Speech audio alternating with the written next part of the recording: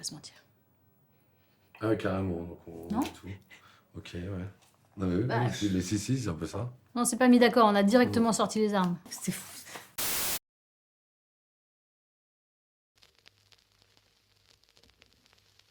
Je vous présente Juan. Donc Juan, c'est un chef de clan andalou, voyageur andalou, d'origine andalouse. Il est pas hyper ouvert d'esprit sur tout ce qui est le féminisme, la place des femmes dans son clan. Voilà. Et il va tenter d'orienter les choix de sa fille, parfois avec des méthodes un peu dégueulasses. On va pas se mentir.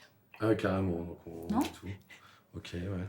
Non mais oui, Bah, si, c'est un peu ça. Elle a son propre camp, un présent chargé d'un passé dont on ne sait pas tout en vrai. Ouais, on sait pas. Je sais pas ce que je dois penser d'elle parce qu'elle est quand même, elle a quelques traits d'un serpent par moment, qui fait, j'arrive pas à savoir si je peux l'aimer ou m'en méfier ou l'aider ou finalement la duper. Je suis un peu perdu face à sa personnalité. Je sais pas trop ce qu'elle cherche, mais en tout cas, elle le fait assez bien.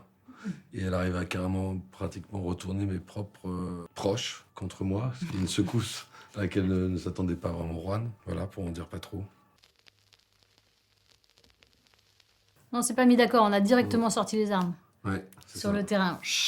Après, l'idée, c'est déjà d'incarner un chef de son clan, qui est donc un représentant, quoi, quelqu'un à qui on donne la parole et le pouvoir de décision, avec les défauts que ça peut avoir et la violence que ça peut donner. Mais j'avançais pas avec un plan de vengeance en tête. J'avançais en voyant comment ça pouvait évoluer et de quelle manière je pouvais m'en sortir pour récupérer le maximum d'argent. Oui, c'est ça, il y a une espèce de... En fait, ces deux chefs veulent survivre, chacun à leur façon. Évidemment, mon personnage est plus needy, comment il a besoin, quoi. Il est vraiment dans le besoin. Et le personnage de Juan est plus dans une position de pouvoir. Mais évidemment, Sarah, elle va tout faire pour retourner la situation. Donc oui, c'est une espèce de guerre pour la survie et le territoire.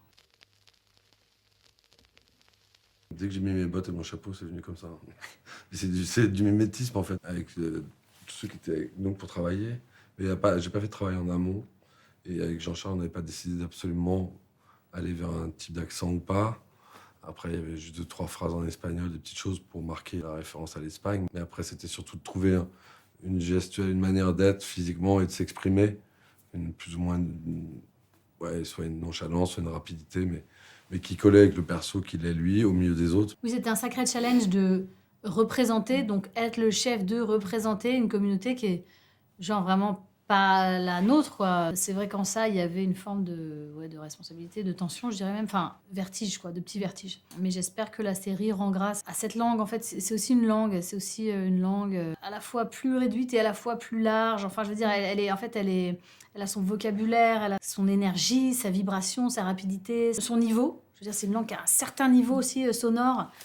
Donc, pour moi, ça paraissait difficile de pas sauter, quoi. J'aurais été mal de ne pas essayer de rendre ça. Moi, je dirais un peu tout m'a surpris, non? En plus, de toute façon, comme c'est tellement vaste, suivant, faut en parler Mais tout dans à ce l'heure. qu'on a vu, ouais, mais dans ce qu'on a vu même. Dans le type de gens du voyage avec qui on a travaillé, ouais. Oui, de toute façon, tout était surprenant, parce que c'est pas la même culture, c'est pas la même réaction aux choses, c'est effectivement le langage, les images qui en ressortent, les traditions, parce qu'il y a des choses qu'on jouait qui étaient des moments pour eux, qui sont des moments qu'ils connaissent dans la vie régulièrement, enfin, notamment de faire cuire ce petit cochon.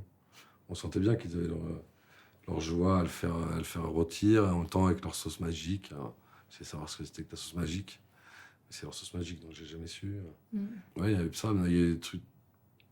Ouais, souvent assez impressionné par les enfants, notamment aussi, par une espèce de maturité. Mais en même temps, ouais, des tas de qualités musicales, enfin, il y a des tas d'endroits.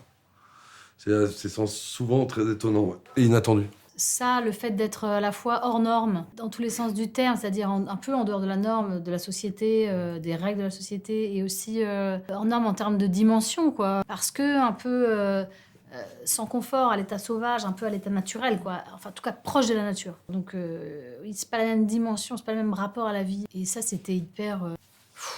c'est quelque chose, quoi. Ouais.